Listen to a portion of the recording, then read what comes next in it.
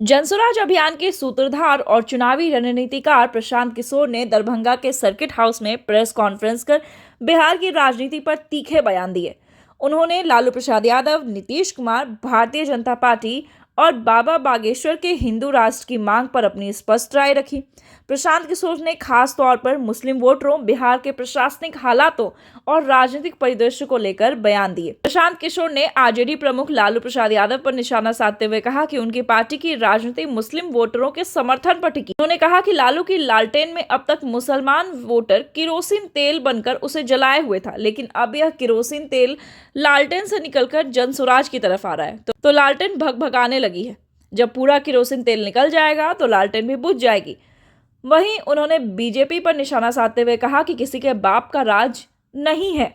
BJP को लोग इसलिए वोट देते हैं क्योंकि लोग नहीं चाहते आरजेडी के विधायक उनके क्षेत्र के विधायक बने, और लोगों के पास अभी कोई विकल्प नहीं है। जब लोगों को विकल्प मिलेगा तो लोग दूसरा विकल्प ही चुनेंगे। अब तेजस्वी को भैया मुफ्त में मुसलमानों का वोट लेने का आदत लगा है। नहीं, आप सुन तो आ तो रहे उसी पर। आपको मुफ्त में वोट आदत लगा है कि मुसलमानों को डराओ कि भैया हमको न दोगे तो भाजपा आ जाएगी, तो बेचारा मुसलमान मजबूरी में वोट दे देता है। अब उनको दिख रहा है कि जितना सब राजनीतिक बंधुआ मजदूर था, जो हमारे लालटेन में किरासन तेल बन के जल रहा था, उसको एक दूसरा रास्ता दिख गया जो इससे बेहतर रास्ता है, जिसका नाम है जनसुराज।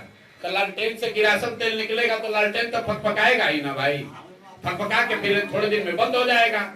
तो तेजस्वी यादव की जो लालटेन है, जिस दिन मुसलमान उस लालटेन से निकल गए, किरासन तेल निकल गया, उस दिन उसका बुझना तय है। इसलिए वो घबरा रहे हैं और घबराहट में कुछ बोल रहे हैं। सर, एक बात अभी आपने लगातार बोला है कि भाजपा क्या करें, बाबा बागेश्वर क्या बिहार के हैं? क्या वही देश चलाते हैं? क्या संविधान उन्हीं के कहने से चेंज होगा? अरे भाई, हर व्यक्ति अपनी भावना व्यक्त करने के लिए स्वतंत्र है, लोकतंत्र है। बाबा बागेश्वर भी आए हैं, अपना कुछ बोल रहे हैं, जो बोल रहे हैं उनके समर्थक उसको सुन सकते हैं, उस पर टिप्पणी कर सकते हैं।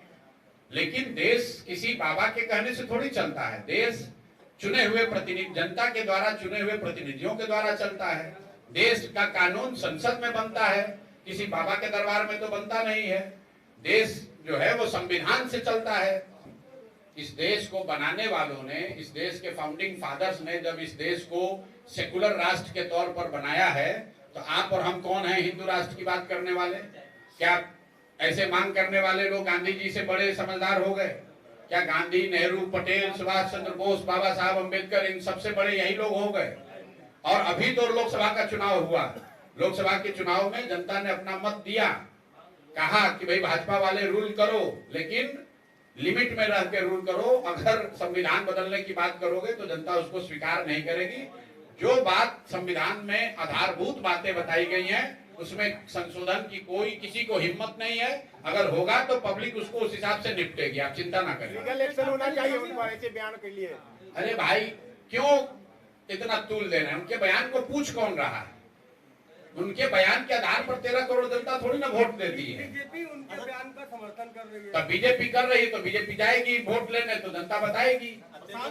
आप ये बताइए कि बीजेपी अगर उनके बयान का समर्थन कर रही है कि हम संविधान को बदलकर यहाँ पर हिंदू राष्ट्र बना देंगे, तो फिर रोज प्रधानमंत्री और अमित शाह जी क्यों कह रहे हैं कि नहीं हम संविधान से एकदम बंधे हुए हैं?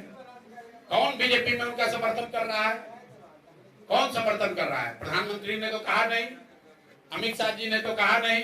पार्लियामेंट में भाजपा को दम है तो कह दे कि हम हिंदू राष्ट्र लागू करेंगे, हम संविधान बदल देंगे। हमने तो सुना नहीं।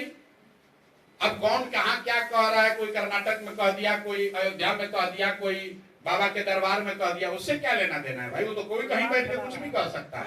ये बताया कि लोकप्रिय विधायक हैं ज्यादातर शहरी